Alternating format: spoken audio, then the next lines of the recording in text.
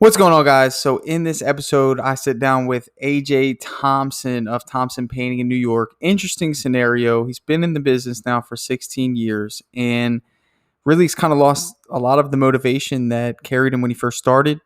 He has really just narrowed his entire business down to one sub crew, and long lead times. Really, just going through the motions. So in this episode, we're going to talk about what it's going to take for him to develop some motivation in his business, maybe change his entire business plan. So it was a really good episode, and I think you're going to enjoy this business breakthrough session. The big question you need to ask yourself every day is, do I own a job or do I own a business? And unfortunately, the majority of contractors out there own a job. That's right, they're a slave to their own business. But the other side of the fence is so much greener, it's so much better, and that's when you're finally fully in control of your destiny, your freedom, your time. And that's what Contractor Secrets is about. It's about taking back our time, building a business with systems, standards, values, procedures, putting yourself in the driver's seat. And that's what it's about. So I'm excited. I'm happy to have you here. Let's dive into the Contractor Secrets podcast. Welcome, everybody, to the Business Breakthrough. I have my good friend here, AJ from Thomsen Painting up in New York. He reached out to me. We're going to dive into some details of his business. And, the question I always like to open with, because, this is a strategy session, so we'll skip the back and forth podcast stuff. What is it that's working really well in your business? And then what is not working so well? So you can kind of give us an idea of what type of business you run, how many people work for you, and the type of projects you do, and then get into what's working really well. Cool. So yeah, I basically, I would say I operate like a general contractor. Okay. And, I know your opinion on that, but hey, if you do it the right way, I'm cool. I'm cool with it. If you do it the right way, if you're not just shooting out checks to people, that's fine, but I get it. So what's working right now is I finally have a good subcontractor that's insured. He's got all his, it's the dream. It's expensive. We're looking at, I've got like a 20% margin on that. Okay. So you're a borderline lead generation service. Yeah, exactly. But I do a lot of work. Okay. It's a lot of work for, it kind of seems that's where I would say I'm at right now. So I finally got the guy who's doing it all right, Doing it all right. So how long have you been in business? I started my business in 2007. 2007. So 13 years. Have you ever operated with the employee model? Have you tried it? I've never operated with the employee model. I started, I basically got into this because as a young man, a young guy, it was easy money. You start slapping some paint on the walls. You're young, you have that kind of, you don't have a bad knee and a bad shoulder. You know what I mean? But before you knew it, I was getting calls where I had no choice but to start using subs which was appear much bigger than a blessing in disguise, because now I'm stuck in there. I'm kind of stuck in that. Sure, you're stuck in that realm. So it was a blessing in disguise because it gave you the ability to get out from physical labor, but it's also a detriment because you didn't do it by choice. It sounds like you did it out of necessity because you didn't want to turn down work. So that kind of was that's kind of the predicament, and you've never really sprouted out of that mentality. I had an issue with somebody that I tried to force into a management position when he wasn't ready. So he didn't really think about management the way that somebody who was trying to attain management would have thought about it, to where it would actually allow him to get to a position where he would actually be a good manager. So you being thrusted into this position as somebody who's now was at one point a painter, now that has to find other people to paint for you, and you've gotten comfortable with the idea that you don't have to paint, you just have to sell. Right. But now you're telling me, what you're saying is that you're doing all this work, you're marketing, you have nice branding, you present yourself well. I would probably, if you know what you're talking about, just based off of presentation alone, just kind of the way you communicate, nice polo, you would get the leg up against somebody that comes to my house in painter's clothes. Okay, so you market yourself well. You probably have a good sales presentation, and you're doing all this work to make 20%, and the 20% gets chopped into pieces. You're not providing the paint at that margin, are you? It's something that I've been working with this new sub for a year. He Okay. does really, really good work. Okay. When I say 20%, I'm hopeful that it's You're 20. hopeful that it I don't comes even out know to my number. 20%. So You're that's hopeful. another thing. So getting So we're clarity. gonna. So you're kind of like you're generalizing 20%. Okay. Yep. So is he working with other people, or is he? Yep. He's Okay. So got he pretty has. much a steady crew, which is something that I've insisted on. It's like we want to see the same faces every day. Cool. So you're That all sort of right. thing. So essentially, let me break it down for you like this. When you Hmm. sell jobs, you're trying to overcompensate for the fact that you're pretty much trying to sell to a customer two businesses, your Thomsen painting business and his business. So he needs to make profit and you need to make profit. So by Yep. default, your prices are probably higher than everybody else, which lowers your chance of getting a sale. Hmm. When you know your numbers, Yeah. you have the power in terms of identifying margins and identifying what gets people to say yes, what margin is going to get people to say yes. You don't even really know, and that's why we're working through this right now. What margin you're pricing your jobs at that could potentially be way too much when you only need a certain amount to sustain. Now, I have no issues with the fact that you have a good subcontractor. I think that that's huge, but that's not enough to sustain your livelihood. One subcontractor relationship. Essentially, he's probably producing at most with one crew, give or take 7 to 9,000 in a week. Would that say that you're pretty accurate there? Yeah. In the busy season and In the busy season. So on a yeah. slower season, probably 5 to 6 grand. So you would sell a job for about 6 grand and he would pretty much take the whole week to get it done, right? Yeah. Yeah. Okay. So if you think about it, and these are usually interior house paint jobs. The majority where we make our money is on big exteriors. So you're doing So very large exteriors. yeah. So if it's a 2 to 3 week job, you're saying that it's probably going to be about a $15,000 job. It's going to take about 3 weeks. Exactly. And I'll Okay. be so there's been times where I make $1,000 in 3 weeks. Right. Okay. So and that's So different than what it wasn't. So in the past, I had not so great contractors, but I made it work, and I was making better money. right. And so it's just always fluctuating. There's no Always fluctuating. consistency. Yeah. Yeah. There's no consistency. So what makes this guy better than you? Because he seems to have figured it out. He has 3 guys or 2 guys working under him, and Hmm. he found this other guy that just finds him work, and he Yeah. goes and supervises his guys. He's probably hanging out in his truck while his guys are, after he does the hard work, maybe, I don't know. But Hmm. he seems to have figured it out. He seems Yeah. to have the power in this relationship when Yeah. ultimately you have the thing that he lacks and he has the thing that you lack. The best Yeah. businesses in this industry have both. They have production and they have the sales, the presentation, the organization aspect of it. And when those two are combined, you then have control over your own destiny. Okay. Because ultimately you're already implementing policies to this person that you should be implementing in your own business. You told him that you want the same faces. You want these guys to dress appropriately. You want Yeah. them to act appropriately. You want that. So you're coaching this guy on things that you could easily be doing yourself for people Right. that are committed to painting, not, you know, Joe's, Joe's restoration company or Right. whatever his he goes by. Does that make sense? Hmm. Yes. So the idea is to pivot from this. I mean, hopefully that's what you signed up for when you reached out to me, is that Exactly. although you've been familiar with subcontractors for so long, let me ask you, I mean, what's stopping you from putting together a team of 3 painters and having proprietary rights with those painters to the point where you're, instead of making a gross margin of 20% to a net margin of 40%, tell me what that hurdle has been like, especially, and this is something that I'm a little surprised on. You've been doing this since 2007.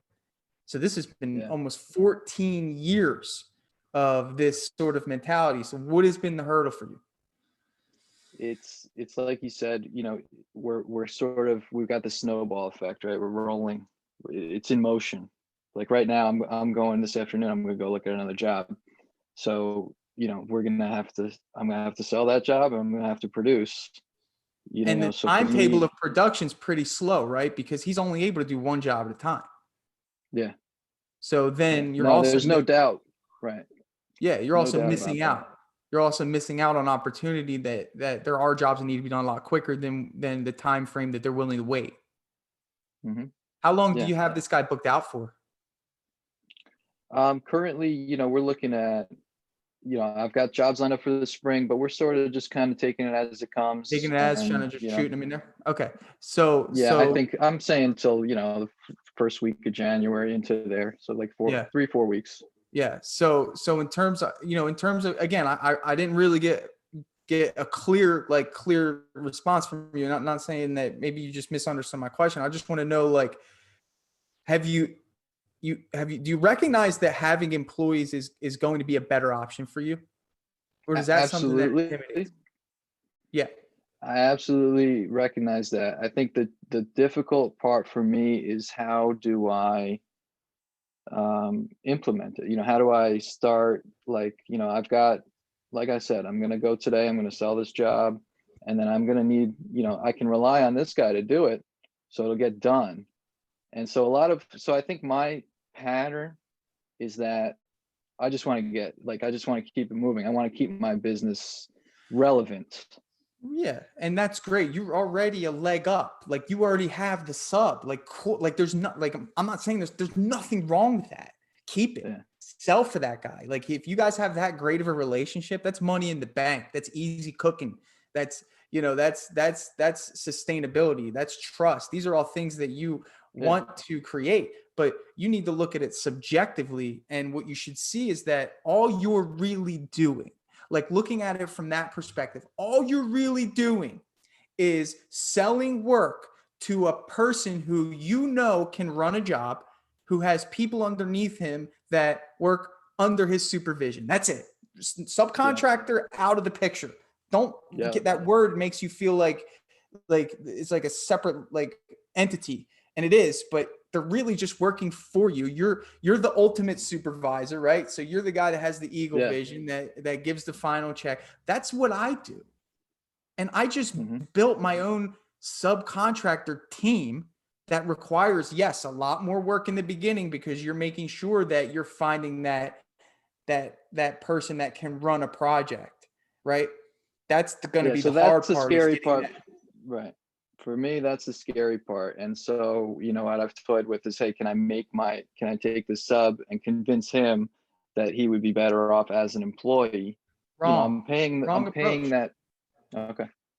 Wrong approach. That sub who's used to making the money that he makes, you can't convince somebody to be an employee unless you are either overcompensating in terms of salary, or you can sell the vision of having a company vehicle, maybe even benefits, and he doesn't have to go and hustle his own work. We know that it's better for him to do that, but can you provide all that early on? Probably not yet. Yeah. So my suggestion is you have to redefine what your responsibilities are. And I think that you're going to have to be more of a hands-on project manager assistant in the early stages of developing this team. And really what it comes down to is, can you find a painter who's going to be painting every day? That's what this project manager role is for one crew. It's a painter. It's somebody that knows all aspects of the job. And how quickly can you get a team underneath this person? Because ultimately, these guys, a majority of painting contractors like this, are used to working alone. And to them, when they work alone, they see, I have to do all this work and make this little bit of money. But if they go to work each day with a team, the value of which that they find in actually performing the task with a team outweigh the need for more money because they feel like they're overworked and underpaid. Does that make sense? I got you. Yeah, absolutely. So the Yeah. So idea I would be mean, is good. what would you like? What's the first step? You know what I mean? First What's step. that's Yeah, yeah. let's get there. First step. First step is identifying a painter with great character that you could trust. So if Okay. you could package up this subcontractor guy that you have, get rid of the Mm-hmm. notion that he owns a business, because he really doesn't. He just Right. filed an LLC and is a project manager in disguise. Okay. Mm-hmm. That's really what he is. Find somebody that has that same attribute system in terms of can produce a job, you can communicate well with, and that you can trust. Okay. So Mm-hmm. that will require a hiring process. You're going to have to, first, you're going to have to filter out applicants. You're going to have to do multiple phone interviews. You're going to have to do in-person interviews. And what you're looking for, yeah, that's great. Can you paint? Can you produce jobs? Do you know how to spray? Do you know how to do what we need you to do? Okay. But more importantly, what you're really focusing on, 90% of that is personality. You want to find character. You want to find somebody you get along with that has more to lose. That's not just moving to your business for the money, right? When you have that, the idea would be to work alongside this person, especially early on. I mean, I think that you should be on site 75% of the time, see how they interact with customers, challenge them on, hey, how are you going to go about getting this done? What is your idea? In the meantime, you're still hiring that next person to work alongside him, that next individual. And at this point, now you're trying to put together a team. So not only are you looking for character in that second individual, what you're looking for is, do these personalities mesh well? Does this person have an ego problem to where I would see him undermining the authority of the person that I put in charge? Right. So there's a little bit of a different dynamic when you're putting in that sort of hiring process to get a team together. And then you do the same thing with the third person. I think the focus should be get 3 guys together. And now instead of, relying on this subcontractor, now you have a proprietary team that's wearing your name on their shirts. And you're building the team. The value is in who can ever, like, the value in terms of money is who put together the production. And the reason Buddy is making 80% on your dollar is because he's the one who put together the production. And yeah, it's a little bit harder. He had to find the guys that are working for him, but ultimately that's the reward and it's worth it. Yeah. No, I agree. And I've been listening to your stuff and, for sure. Yeah. There's no doubt about it, Yeah. And like the hiring process, getting all that stuff down. What do I look for in a painter? I want the guy, I'm looking for a guy, if he's got 10 years of experience, that'd be great, but the personality is going to be big. And right. then, so let's talk pay. Let's talk with the pay, because, early on, like right now you have nothing to offer. I mean, you're a one-man show. You really have no foundation. You probably don't have an office. You probably have no trucks. You probably have nothing. And then that's okay. I mean, that's totally fine. He doesn't even need to know that you subcontract work on the side. The way I would approach it is this, and I talked about this to someone else I did a breakthrough with, was the franchise mentality. And ultimately, if I came to you and said, okay, AJ, you're giving me X amount of money, you're going to be a franchisee. This is what you need to do. Okay. For the first week, you need to find this all-star painter that we're looking for that can run a project. Okay. Week 2, you need to find his counterpart. Week 3, you need to find, number 3, and that's going to be your core team to get you started. And the first guy, and depending on the rates of where you live, what would you say that top of the line painter in your area is getting paid right now? I would say $25 an hour on the books. Minimum. Should be. Okay. Minimum. All right. Okay. And I'll be honest with you. Right now, in the position that you're in, I mean, look, you can take this one of two ways. You can hold on to an additional $5 an hour and say that you can find somebody. Let me tell you something. Pay 30 and get an all-star. Because right now, honestly, pay 30 and get an all-star. And would you say these numbers line up with where you are? Like, I mean, it's proportional. I mean, ultimately, New York, the market is. I mean, I could sell jobs twice what I would sell them here. So it's proportional. And in terms of proportionality, I pay my guys the highest that a painter is going to get paid in Florida, bro. I mean, but you know the numbers for New York. Is that what you're like? yeah, I've coached people in New York, and I know that that's what you want to do. But I would say that in terms of 30, maybe 28 on the books, and factor in an additional 2 hours for $2 an hour for employer taxes, employee taxes. That's what I'm getting. So you can offer 28, and ultimately, because that's going to be appealing to somebody. And What it's would not you just say? What's that? Sorry. Go ahead. What would you say as far as, labor rate and the value of it? It's again, I don't price jobs on labor rate. That's if you've heard kind of anything I ever talk about, it's knowing what your costs are ahead of time. And it's like labor rate to me is just like it's a contractor's game of, what you would present to a general contractor when you're putting together a proposal. We're working with homeowners. They don't care. So you don't, okay. Yeah. I just want to make sure I boiled it down. Go ahead. What was your question? Well, my question is, so that's something that I maybe have missed. You don't work with GCs, and you don't work with, or are there exceptions, or is it just focus on that residential? Residential. When you work with a GC, you have a middleman, and that's less profit for you. And ultimately, it's just, you're under the supervision of somebody else. I quit working for people to start my business, and I did try the GC thing, and I just didn't like it. The margins. I can speak to, one of the questions I had for you was like, so, and it may just be impossible. When you're working with a GC, you lose that ability to educate the customer. Yeah, he doesn't care. Right. You know what I mean? So I can't, the customer may have different expectations than what we can deliver, or what, why is there mold on the house after a year? Right. Well, you got to maintain it. Absolutely. So, you lose the ability to build value, and the only way that you can justify higher pricing than your competition is to build value. That's the only way. And when you lose that ability, you're ultimately your GC is looking for one thing, and that's the number. Your homeowner is looking for an experience, and that cannot be measured on paper. That's the difference. And that's why I'm homeowners. That's honestly the reason why, is because a GC doesn't care about, if our guys are going to have a smile on their face when we go to the house. You know what I'm saying? Our GC just wants to know that when he goes there, the job's done to the, it's like a freaking, it's like a factory, man, working in, new construction houses and commercial. It's cold. And I like the fact that when I, call my guys, they say that the customer brought them out cookies and coffee.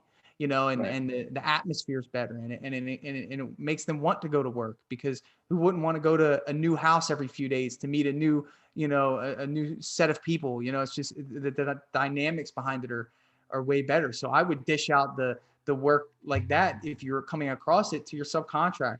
Because ultimately you're not. So you wouldn't use that to build the, let's say I've got a GC that's keeping me busy. Keeping my crew busy. Wrong wouldn't direction. Even use it to build because ultimately what you're looking for is like, look, here's the reality of the situation. There's this large pool of opportunity in your area. Let's say it's broken up like this. There's 1,000 people that need painting services. 25% of them are GCs. 25% of them are apartment complexes needing flips. 25% of them are homeowners. 25% of them are commercial work. Okay. Or, if that doesn't fall into the same category, follow me. At the end of the day, there's 1,000 jobs that need to be done. And let's say that there's, 100 painting contractors out there. The share of which that you get access to these sorts of jobs are solely dependent on what you say yes and no to. You have to understand that not all contractors have the mentality of niching down. So when they don't have the mentality of niching down, they just go from one to the other. Okay. And when they go from one to the other, that means that whichever one that you niche down on, you're going to dominate. And in this case, my opinion is dominate on the one that has 25 of homeowners, because ultimately, if your competitor commercial job, he's taking on a new construction job, he's working for a GC, there's no way that he can service all the homeowners in the marketplace. And that will allow you to definitely make sure that you can get that. Okay. that make Yeah. sense? So then I guess, yeah. So let's get back to price point if we could. Um, so obviously if a guy, if I'm paying $30 an hour and he's producing, a large volume of square footage, if we're basing everything on square footage, should I, should I be pricing these jobs like there's a maximum value, right? Like Absolutely. There's nobody's only going to pay so more much than, that he can, yes. There's only so much but that can be done also, in a week. And yeah, go ahead. yeah. So like, let's say $5, if I want to, we know I'm going to be on the site, and this is different for me because I've always thought of, I've always gone off that contract, like $50 an hour is what it's worth, and then I'm paying the guy, $30 an hour, something somewhere in there. So now for me to go and try and formulate, obviously what you do is it's all computerized, and you know your numbers, you know your margins, Let me what let me that make square this foot. let me make this super simple. Ready? Yeah. If you're paying somebody $30 and they work 8 hours in the day, okay? 8 times 3, 24, okay? $240. And let's Yeah. say that you spent $210 on paint, okay? So that would bring us to a total of $500, right? Follow me so far? Yep. Okay. So you as the business owner have to say, okay, in order for me to accomplish this project, I have to pay $500. Simple, right? Now, whatever's in excess of that is what we call profit. That's your gross profit. That's everything that's job related. Okay, that's the money that doesn't, that's job related, that doesn't deduct like administrative costs and all that other stuff that run a business. So there's this number that you have to hit. Okay, I could sell the job for $600, right? And I would make, I don't have a calculator, but between like 10, it'd be a 10% profit margin. Okay, or I could sell the job for $1,000, and that would be a 50% profit margin. Does that make sense? Yeah. Okay. So anything in between $100 and $500 is profit. It's just a matter of how much profit you want to make. Okay. So when it comes down to hourly and all that stuff, yeah, that's great. But at the end of the day, like when you know your numbers in that regard, then you have negotiation leverage. And that's what I try to focus on, is that I know that I can start off giving someone a price at 50% if I have jobs lined up. Okay. But if my schedule's looking thin, guess what? What am I going to do? Right. No, I follow you on all that. And I got all that for sure. I think I am also at the same time trying to simplify and know for sure, what that maximum value is, like the overall value. What's that worth? Like Every company's different. So like, what is the maximum value of your subcontractor? If you divide 15,000 by 3, the maximum value in production is $5,000 a week. That's the maximum value. It's an average. Like some jobs you'll sell for 16,000 for 3 weeks, and he'll do them in 3 weeks. Some jobs you'll sell for 10,000 and an error might occur and it might take 12 days. You know what I'm saying? And I think that you got to get granular to the point where you at least maybe spend a month trying to average that out and figure out what it is. For us, the maximum value ranges. It just depends on what jobs are filled in those slots. And I think that's your responsibility to say, okay, this job right here won't be good for this week because that's going to put us under my threshold. And I look at my jobs on a weekly basis. I know that to staff my entire team for a whole week, 5 days on one crew. Okay. I know what that number is. Let's say it's $4,000 in labor costs for one crew. Okay. And let's say on average, I'm spending about 17% on paint. That means that I've averaged out how much I've sold and how much paint I've used on each job. And based off of my selling patterns, I average right around 17%. So if I have a $10,000 week, okay, where my crew produced $10,000 worth of work, okay, that means that I'm at 17% paint and I'm at 40% labor. So that's a 57% cost. So the rest is profit. So that means I'm profiting at 43% on a weekly basis. And when you start off your pricing with profit margins, you're inevitably going to be able to hit your profit margin goals because everything starts off with each job. So on a monthly and yearly basis, you're staying consistent. Mm-hmm. Okay. Well, but look at it like this. Yeah. I guess what I'm going for is like, let's say $5 a square foot, right? Interior. Is that, Sure. That's a good price, like for me to also be able to simplify the pricing. Okay, great. Simplify the pricing. So you do it backwards. So ultimately I gave you an example. Right. You follow me on that? But yep. So but if you want to run through it just for so just divide whatever price you come up with, divide that by the square footage, and that's your price per square footage. You can't just say, oh, I'm going to do $5 a square foot. My price changes on every job. Mm-hmm. So I guess my concern is that, so I know, your modern shopper, and they're typing, they're going, what's the maximum square footage for this zip code, right?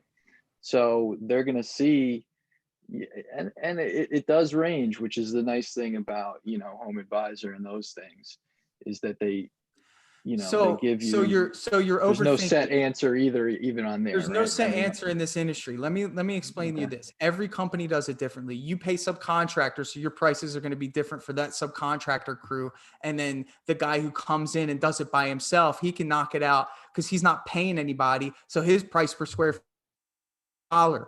And then your subcontractor goes in and undercuts you and he does it for $3. And then you're coming in trying to sell for another subcontractor. You need to do it for $5.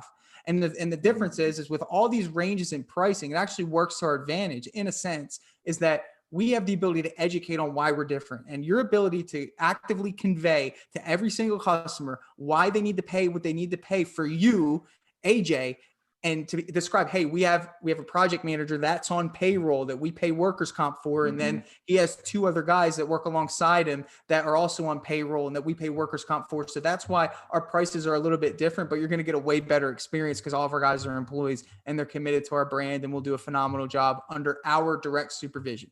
That sort of level of communication is what's going to build value. Don't worry about that Google stuff. You can't compare prices with intangible resources. Like if you were selling cars, I'd say, yeah, dude, you need to sell the Toyota Highlander for 30,000 or you're not going to make any money because they're just going to go to another dealership. You could sell your prices for whatever you want as long as you build enough value and educate your customer on why you're different than the other prices that they're getting and show them that you're worth paying more.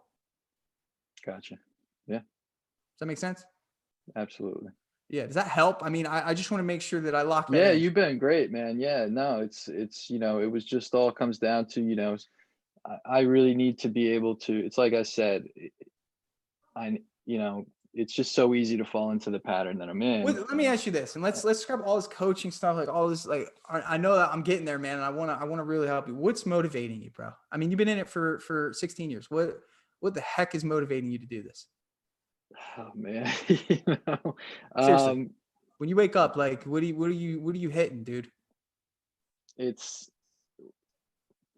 so the phone rings, and at the end, I just want to get it done and get that, whatever that profit margin is, just get it in the bank. You know what I mean? It's like I'm just kind of going through the motions, to be honest with you. I've kind of lost the motivation. See that? To be honest with you, yeah. See that, it's brother? Like, so if we're talking about, like I told you in the text, it's like, if I'm going to start over, I might as well just start over in Florida where it's sunny and don't bring that here, bro, because ultimately what habits and the way that you see your business right now, when you get to Florida, nothing's going to change it now. So if you come here, you already have that mentality. And I think the employee thing that you're trying to develop now is going to create a new motivation for you. I really do, because ultimately you're going to be creating a team culture. You're going to have a brand. You're going to have standards. You're going to have people counting on you to find work. You're going to have this confidence when you sell a job that you're feeding Tyler's family, and it's a result of your hard work, And I think that after so long, this is the last thing that you can try to see if there's anything here. because ultimately, if you're only making $1,000 in 3 weeks after selling a $15,000 job, brother, you can make more, driving Lyft and Uber. And No, for sure. I mean, Yeah, and and it's, probably have way less this stress. year we got slammed. You had so Yeah. I've I understand. settled. I've really settled different. For this year, that first quarter was gone. Yeah. Because But let me tell you we're the opportunity. I'm an opportunist. Let me tell you the opportunity right now. Being in New York, there's a lot of phenomenal workers right now that need a job, dude. Phenomenal workers right now that need a job. And Okay. you have the ability, dude. Anytime there's a recession, anytime there's anything crazy going on in the world, two types of things happen. The scarcity mindset takes over business owners and they let go of good people. Then the people who see opportunity grab those good people. Yeah. And then when the thing that happens ends, guess what? They have all the good people and they grow their business out of a time where everyone else thought that growth was impossible. People will still need their house painted. Actually, people probably want their house painted more now than they ever did. You're in the best industry you could be in, brother, because they're looking at their house every day. They're like, dude, I hate the fact that baseboard has been scuffed up. It's yellow and it's been like that for 10 years. And I'm tired of seeing it. And I need to feel comfortable in my home or I'm going to go nuts. Right? The opportunity is crazy. I hear that for sure. And everybody's seeing it. Everybody's like, dude, it's crazy. So I'm saying that the motivation has to start with, today you're a new guy, bro. I mean, if you're going to try this and you got to go all in. I mean, I think if you actually put out the ad today and what I'm going to do for you is I'm actually going to give you my form that I have people fill out. I'm going to share it with you on Google. I'm going to give you my form that people fill out for applications. So you can start filtering out applications. I had a guy do it the other day. I gave him the form. He got 12 responses in 2 days. He put it out on Craigslist and Indeed. He did 3 phone interviews, an in-person interview, and actually hired a phenomenal applicant. So the system works. It's worked for me, and I'm going to share it with you, to help you get started. I have no doubt about that at all. Yeah. It's, so if you're willing and I think the subcontractor model is draining, it drains from, you just feel like kind of you're starting over new. And even though I have a good, final product, I wouldn't say I have good production, right? But I have a good final product and I'm happy with that. I can put my name on it and be happy with that. But I'm sacrificing my profit margin. And, that's why I'm like, painting, Yes. So, and to be honest, bro, I'm sure that is how it comes across to your customers that you're giving estimates to, unfortunately. Yeah. And you might not recognize it. You probably think, you go in, you're like, man, like I'm not going to make much money on this. Like, and it's like, they're going to wait 3 weeks and, it's just like, all right, whatever. Like they go with it, as opposed to you got Tyler, Jimmy, and Steve that if you don't sell a job for, they're not going to have a good Christmas. Yeah. No, I can get behind that big time. I know you can for sure. This is a different, and mindset. let's just say I'm fluent in Spanish. So, and I got that way from working with a total, like the labor force up here, you know what I mean? So I would love to get Jimmy, Tyler, and, and Tanner. I could see it in you, bro. You got to spark again. I don't even know you're awake. Let's do it. And I want to be a part of it. So hit me up, dude. I'm going to, we'll message back and forth, but I'm going to send you right now after I get off of this form that you can put on Craigslist.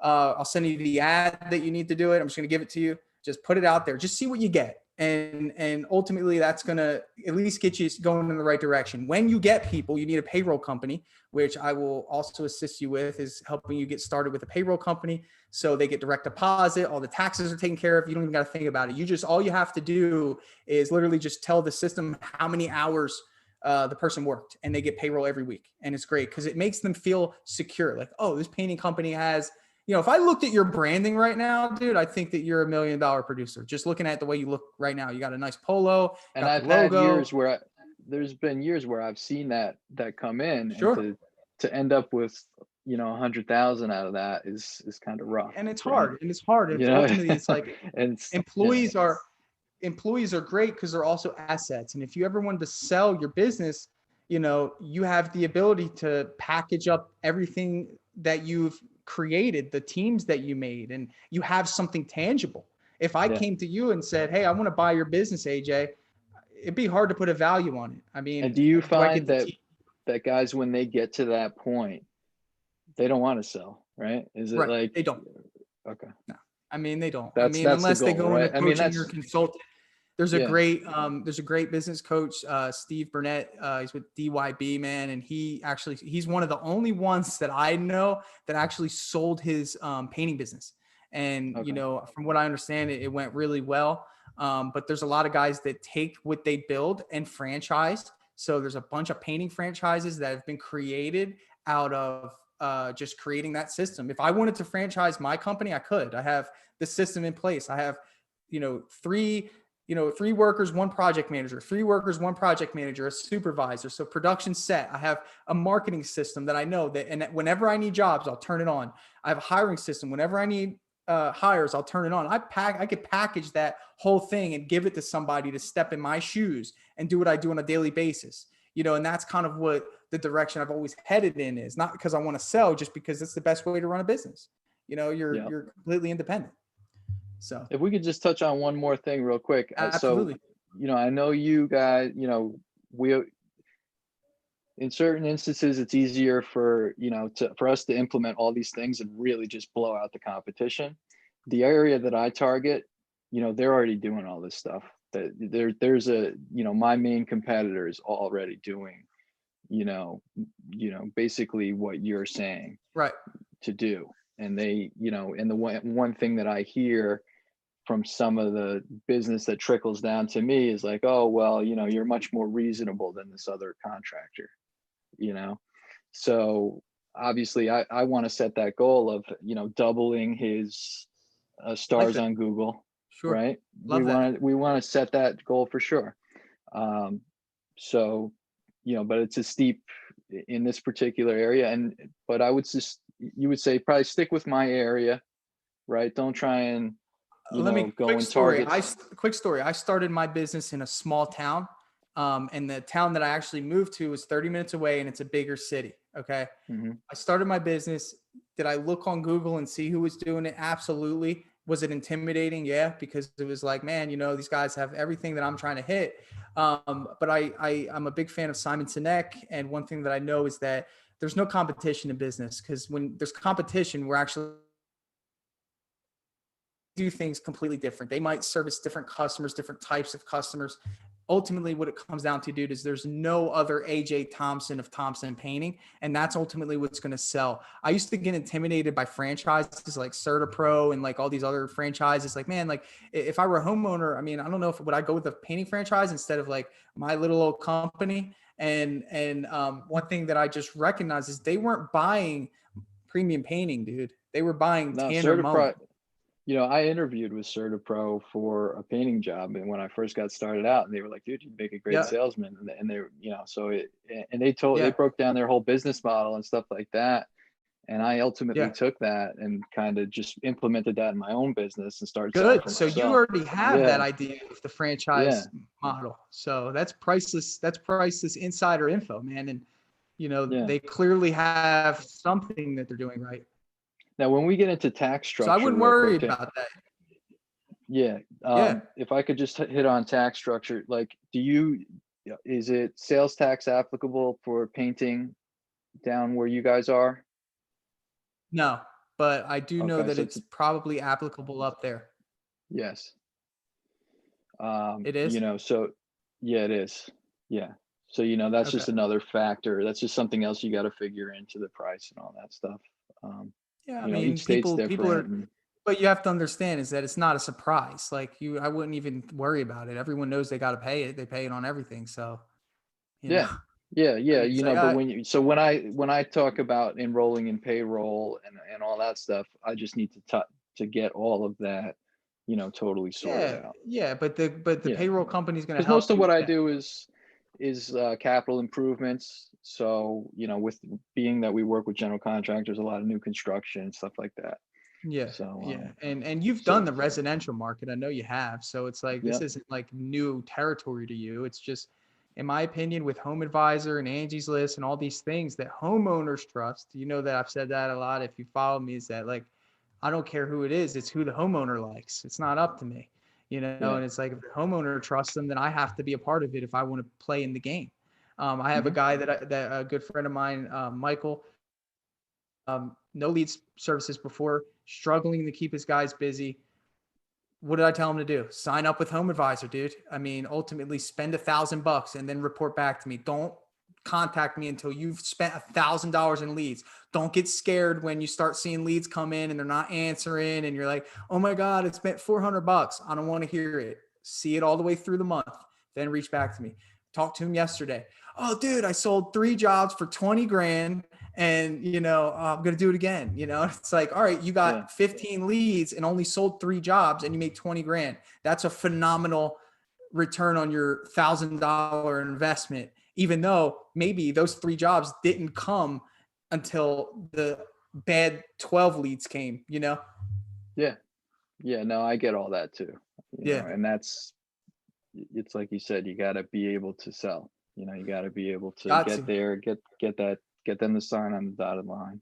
Yeah. But I'll be honest, man, there's 2 ways you can go about this. As somebody who wants to be more of a coach right now than a friend, we'll be friends after you get all this understood. I'm gonna come at you kind of hard. You have 2 ways to go about this after this conversation, bro. You can, say, man, that was some great points and go about your day, or you can actually like hire somebody, and actually put this plan into motion, or else it'll be worthless. And I think that you have success in you. You've sustained yourself for so long, but you're burnt out. And this is the only way I can see. And you even said it, man, you want Tyler, Jimmy, and Johnny to be rewarded for your ability to sell. And all that comes full circle. Find them. They're out there. They need work, especially in New York right now. And you have that position that you feel confident to find work, which is a blessing. Take advantage of that. Cool, man. Yeah, no, I appreciate that for sure. Yeah. We're gonna, anything else? Definitely want to keep it. Oh, just want to keep in touch. Please do. I know you've got other things, I know this is phase 1, let's get this ball rolling. Let's do it. implement Oh this. man. Let's do it. We'll do another one. I would say that the best time that we should do it is once you actually get an employee under your belt, and you feel free to message me and I'll walk you through what that process looks like. But I think get that employee under your belt, and maybe we'll do another one of these and I can help with the next phase and get you, off the ground and running. Yeah. So you would say just the one employee would be a big step in the right direction. It'll change your life. Me with one, getting back into it. But it's not just getting somebody with a pulse. It's getting the right. No, I know. No, I got that for sure. I've seen the other videos and stuff. I'll be honest, brother. I think that it's going to require maybe 5 to 10 phone interviews before you do an in-person interview. I think it might require you doing at least 3 in-person interviews. And I think one thing that you should focus on is selling the vision. And I think that's where you should start too, is identifying what your vision is for your company and where you want to be, because you can't sell a vision to somebody that you don't have yourself. So at least identify, what? I want to have a company that has a company culture. I want to see everybody in uniforms. I want at least 3 guys working together that I can sell jobs for, at least for a year. Do that for a year. There's no rush. I worked with one crew for a whole year and we did well. I think we grossed 350,000. And it was great. I worked alongside them and sold estimates, and I got to know the business. It was my first year in business, and that was it. And there's nothing wrong with that.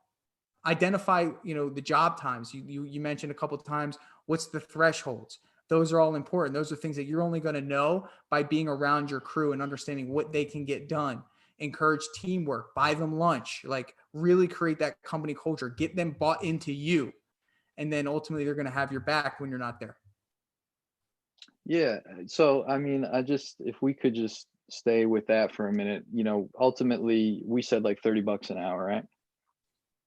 For a home run hitter. I mean, for somebody, I would say, so what is your pay expectation first? I wouldn't just say, hey, I'm giving out 30. No, I know. But, I think so that, let's say, I've paid up to 35, I've got paid up to 80% of my, right the now overall. You're paying way more and you probably don't want to know how much you're paying. I understand. So that's why, when I talk about, I understand the concept of selling the vision of, but, a lot of people, they want to know that they're going to have a career, I would think, right?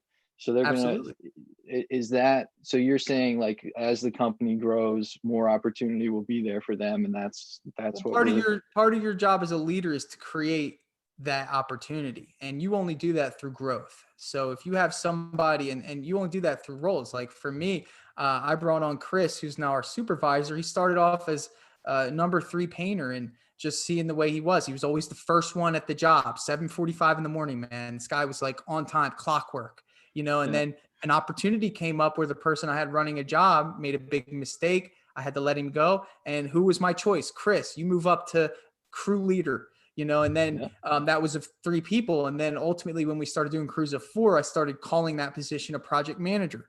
Chris, now you're the project manager. And I actually got in business cards that say project manager. It's a title.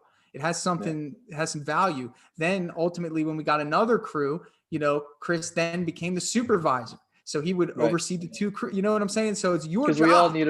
We all need a purpose. We all need a title, man. We need something. We can't just go to work as a painter if it's not just all about the money at the end of the day. It's not, of course not. We all know this. I mean, a lot of us will take, we'll take jobs for less money when we work as employees for the perks. And the perks could be camaraderie, could be teamwork, could be just being a part of something greater than yourself, being tied to a vision, and all that ties into leadership. Okay. No, I appreciate your time, man. Thanks for spending a little more time. Man, I'll be honest. I asked a lot of questions. No, this is why I do this, man. I expect to see some progress, man, knowing that this is your last stop, dude. I mean, really, it's more kind of like urgent for you to get this going, because if you don't, brother, you're just going to kind of lull into getting burnt out, and you probably won't do this anymore. And if you do, it'll be just at a standard of which that I'm sure that you don't even expect out of like yourself. Like I can see you hold yourself well, and it upsets you to just have that mentality toward your jobs and just this thing that's going on. But the employees, I think, are going to give you a purpose greater than yourself. And that's going to be what's going to push you, brother. No, that's great advice, man. I really appreciate it. We'll keep in touch. I'm going to, after we get off of this, I'm going to share this with you, man. I appreciate your time. Thanks, man. All right. Thanks, Dan. I appreciate it. Yeah. Man. Hold on one sec. Hey, I just want to take a second to thank you for joining me here on the Contractor Secrets podcast. I'm just going to take this opportunity to let you know that my passion is coaching people, helping people. I've changed my Instagram name to @contractorcoach. And I did that because that is my passion. I want to help you. So please reach out to me. If you have an issue going on in your business, send me an email. Find me on Instagram, message me, and let's do a breakthrough session. I want to work through your problems in your business to help you get to that next level. And one thing that I always say is this, the difference between those that get over the humps and the hurdles in business is just a change in perspective. And that's what I plan to offer you. So get with me, message me, allow me to help you take your business to the next level.